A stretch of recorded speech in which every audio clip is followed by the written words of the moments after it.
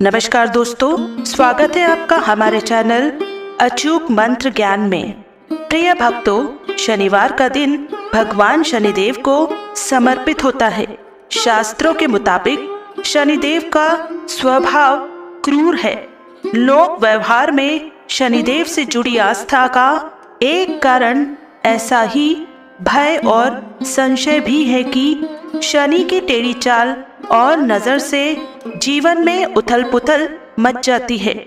इसलिए अक्सर यह देखा भी जाता है कि शनि की दशा ज्ञात होने पर व्यक्ति व्यर्थ परेशानियों से बचने के लिए शनि की शांति के उपाय अपनाते हैं।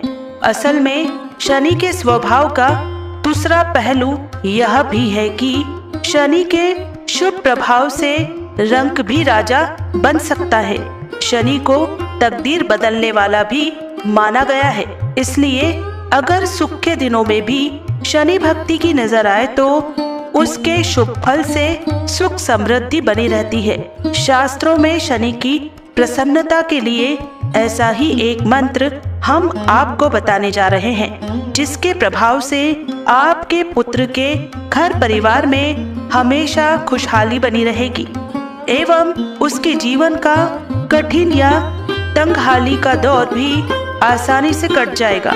शनिवार या हर रोज इस मंत्र का जाप के पहले शनिदेव की पूजा करें। गंध, अक्षत, फूल, तिल का तेल चढ़ाएं। शास्त्रों में भगवान शिव सुख व मंगल से जुड़ी कामना सिद्धि करने वाले देवता तो उनके परम भक्त शनि भाग्य विधाता बताए गए हैं।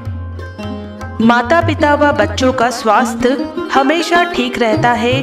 घर में हो रहा आपसी कलेश हमेशा के लिए खत्म हो जाते हैं। शनिदेव खुश होकर अपने भक्तों की सभी प्रकार की मनोकामनाएं पूरी करते हैं। बस आपको हमारे बताए हुए मंत्र का जाप पूरा 108 बार या उससे भी ज्यादा कर सकते हैं। आप इस मंत्र को 108 बार जाप करते हैं तो भगवान शनिदेव आप पर अपनी कृपा दृष्टि बरसाते रहेंगे और आपके सभी बिगड़ते हुए कार्य भी बनने लग जाएंगे।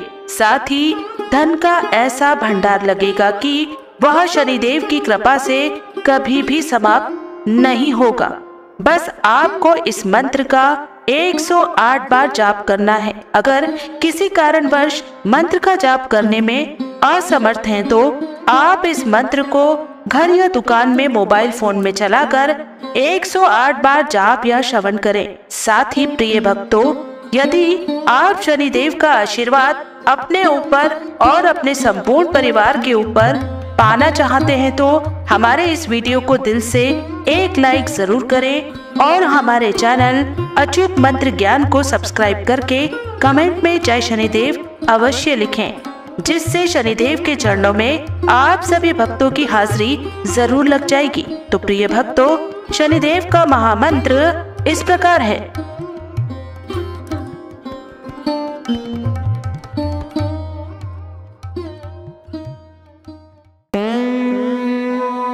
ओम नीलांजनम समाभासम रविपुत्रम यमाग्रजम छायामार्तन संभूतमं नमामि अन्धात्रे नमः।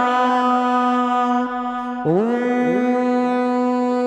नीलांजनम समाभासम रविपुत्रं यमाग्रजं छायामार्तन संभूतमं नमामि अन्धात्रे नमः। ओम नीलांजनम समाभासम रविपुत्रं यमाग्रजं छायामार्तन संभूतमं नमामि अन्धात्रे नमः। ओम नीलांजनम समाभासम रविपुत्रं यमाग्रजं छायामार्तन संभूतमं नमामि अन्दात्रे नमः। ॐ नीलाञ्जनं समाभासं रविपुत्रं यमाग्रजं छायामार्तं सम्भूतमं नमामि अन्दात्रे नमः। ॐ नीलाञ्जनं समाभासं रविपुत्रं यमाग्रजं छायामार्तं सम्भूतमं नमामि अन्दात्रे नमः। ॐ नीलाञ्जनं समाभासं रविपुत्रं यमाग्रजं छायामार्तं सम्भूतमं नमामि अन्दात्रे नमः। ॐ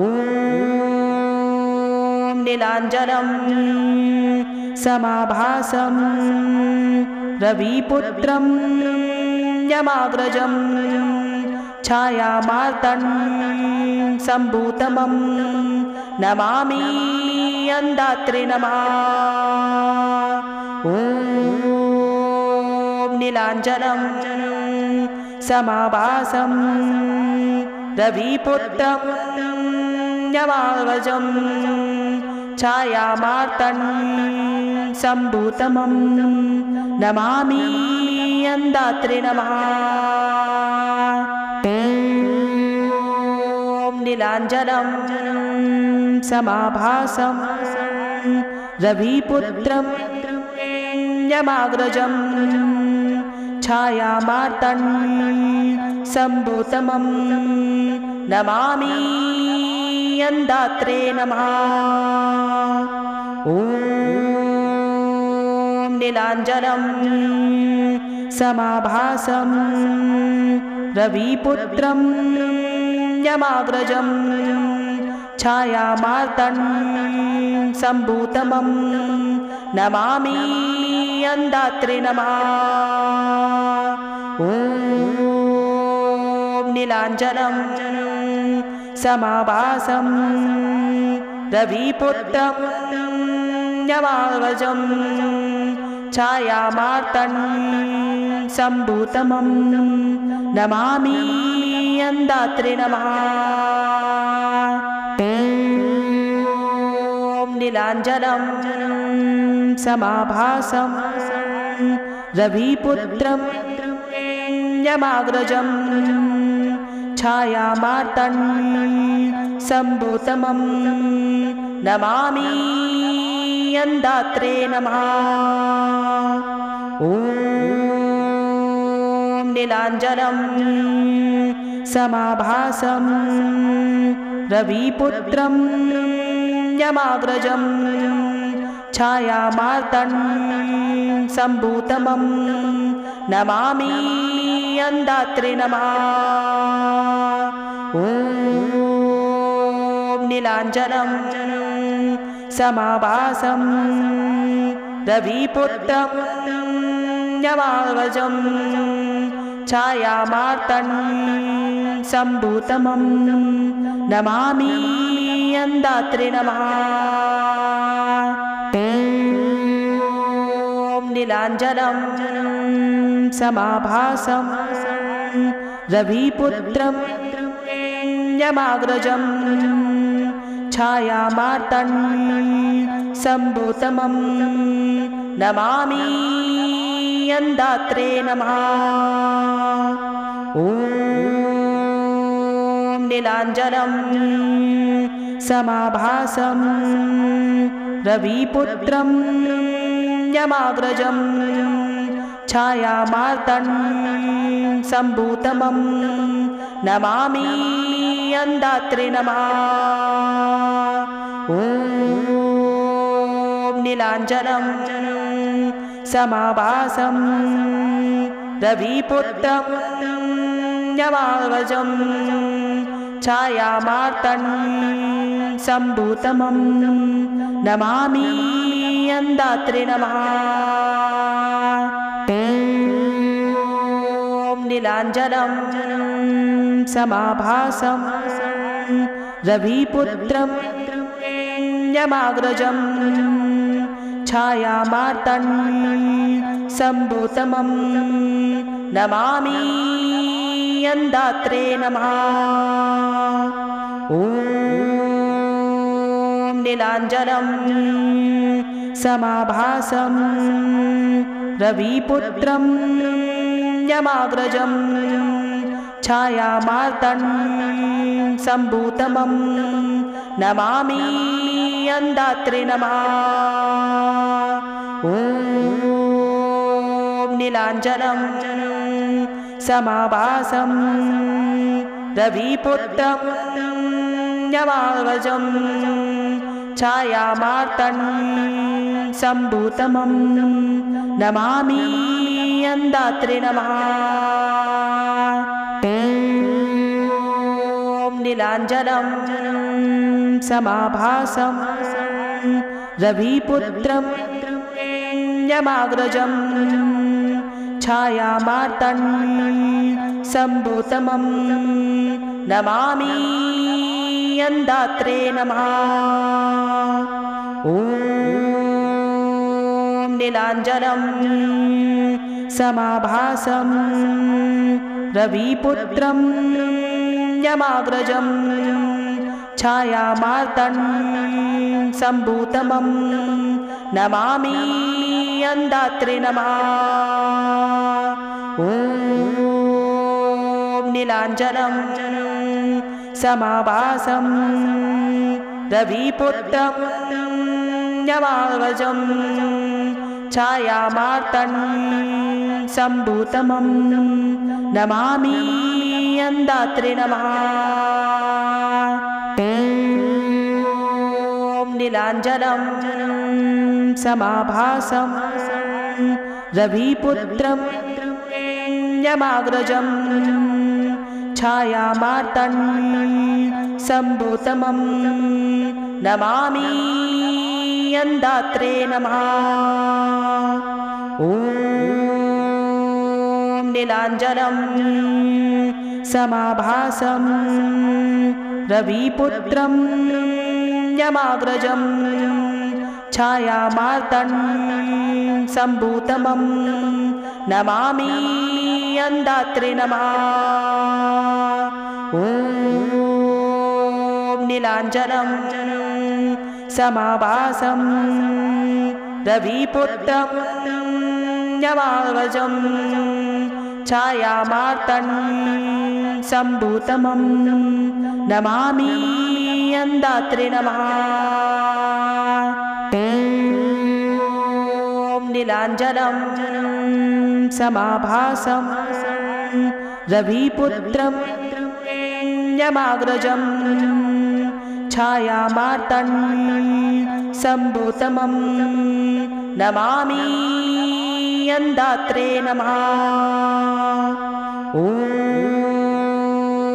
नीलाञ्जनं समाभासं रविपुत्रं यमाग्रजं छायामार्तं सम्भूतमं नमामि यन्दात्रे नमः। ॐ नीलाञ्जनं समाभासं रविपुत्रं यमाग्रजं छायामार्तं सम्भूतमं नमामि यन्दात्रे नमः। ॐ नीलाञ्जनं समाभासं रविपुत्रं यमाग्रजं छायामार्तं सम्भूतमं नमामि यन्दात्रे नमः। ॐ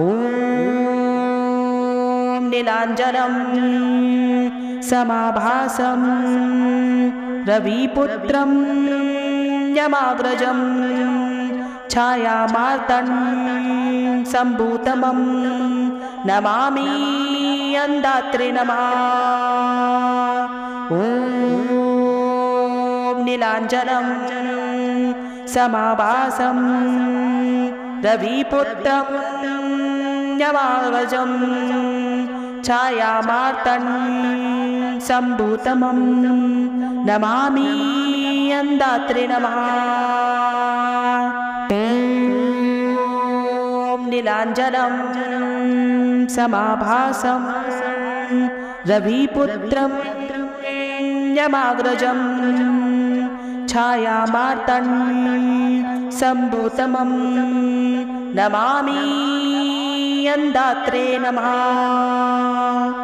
ॐ नीलाञ्जनं समाभासं रविपुत्रं यमाग्रजं छायामार्तण्डं सम्भूतमं नमामि अन्धात्रे नमः। ॐ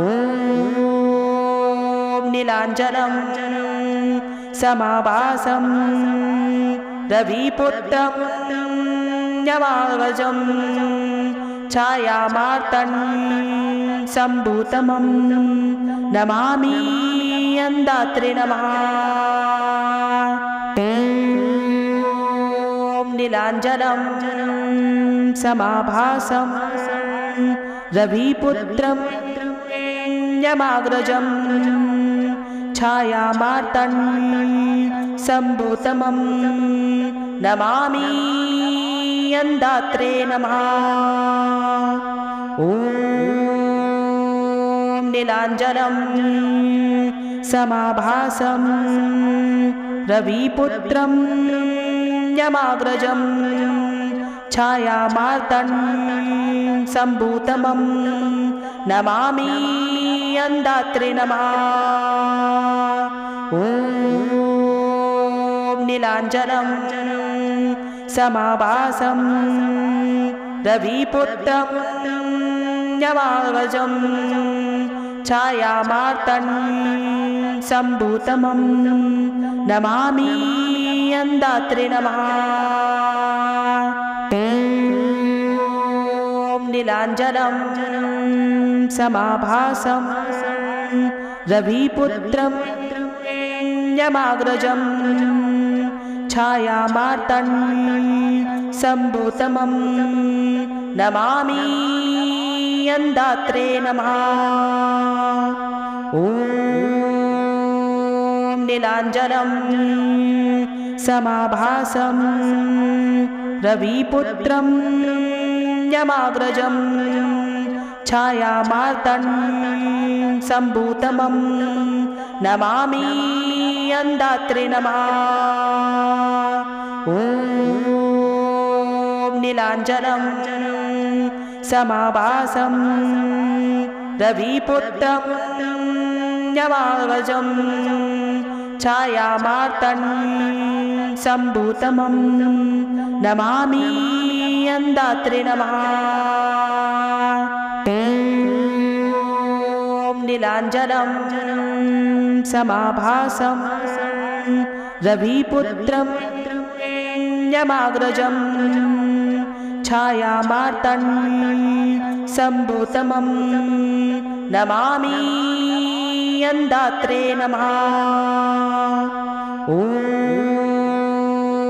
नीलाञ्जनं समाभासं रविपुत्रं यमाग्रजं छायामार्तण्डं सम्भूतमं नमामि अन्धात्रे नमः। ॐ नीलाञ्जनं समाभासं रविपुत्रं यमाग्रजं छायामार्तण्डं सम्भूतमं नमामि अन्धात्रे नमः। ॐ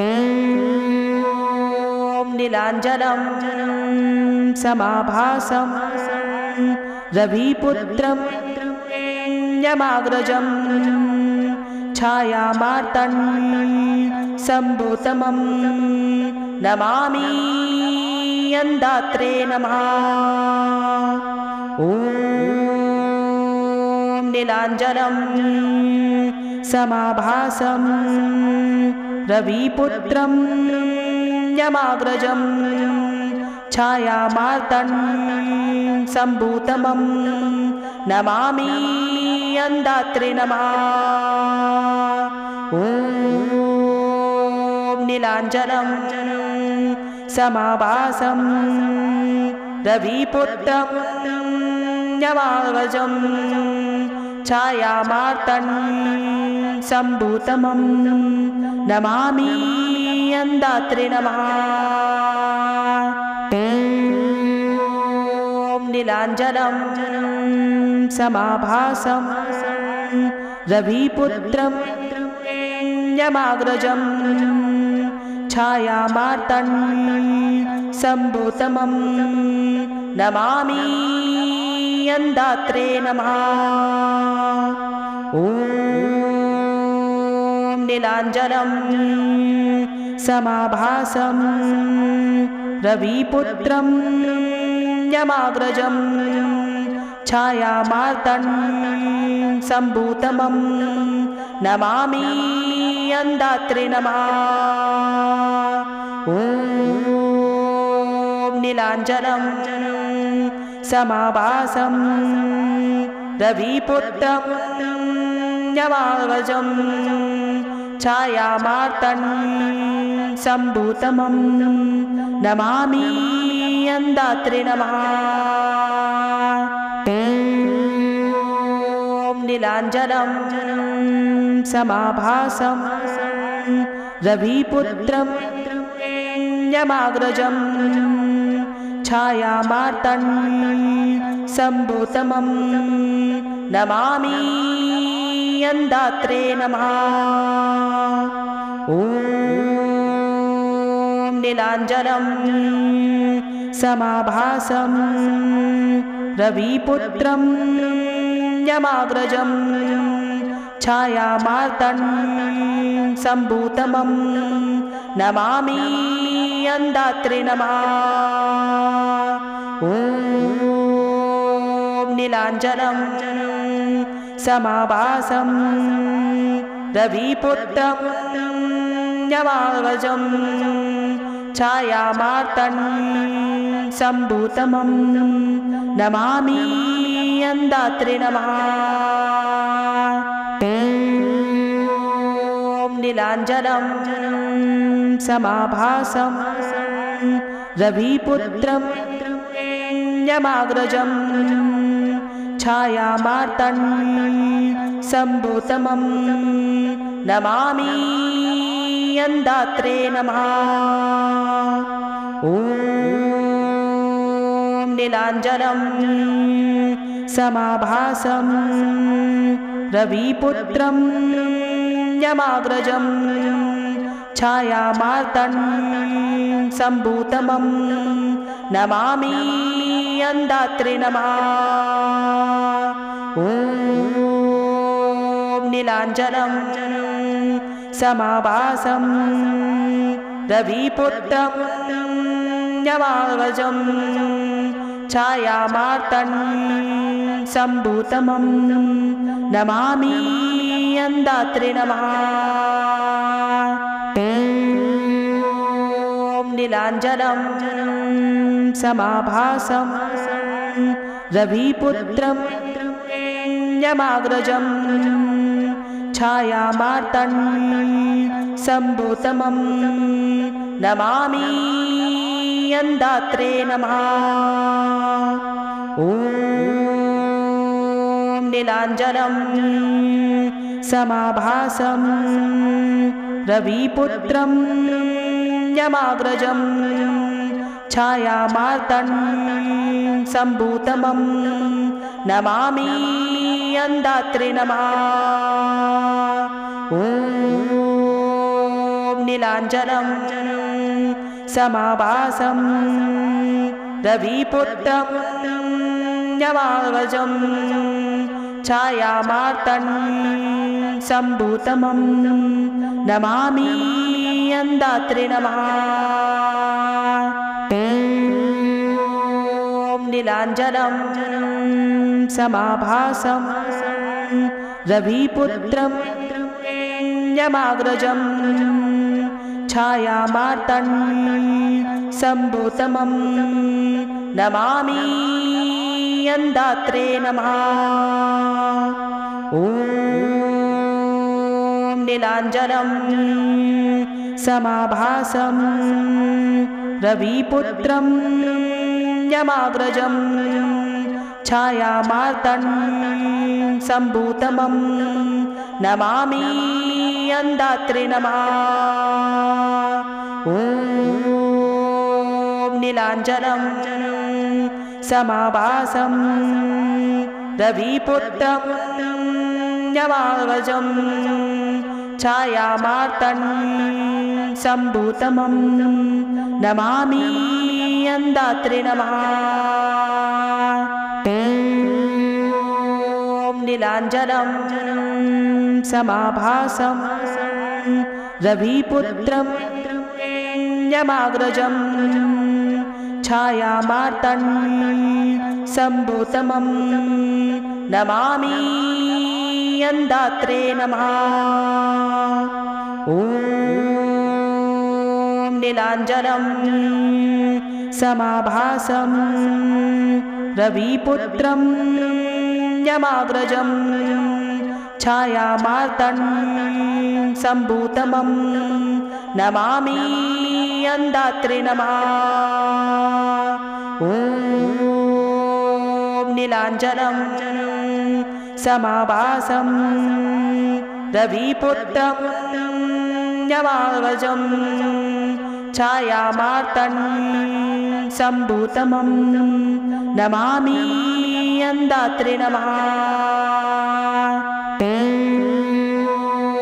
नीलाञ्जनं समाभासं रविपुत्रं यमाग्रजं छायामार्तण्डं सम्भूतमं नमामि अन्धात्रे नमः।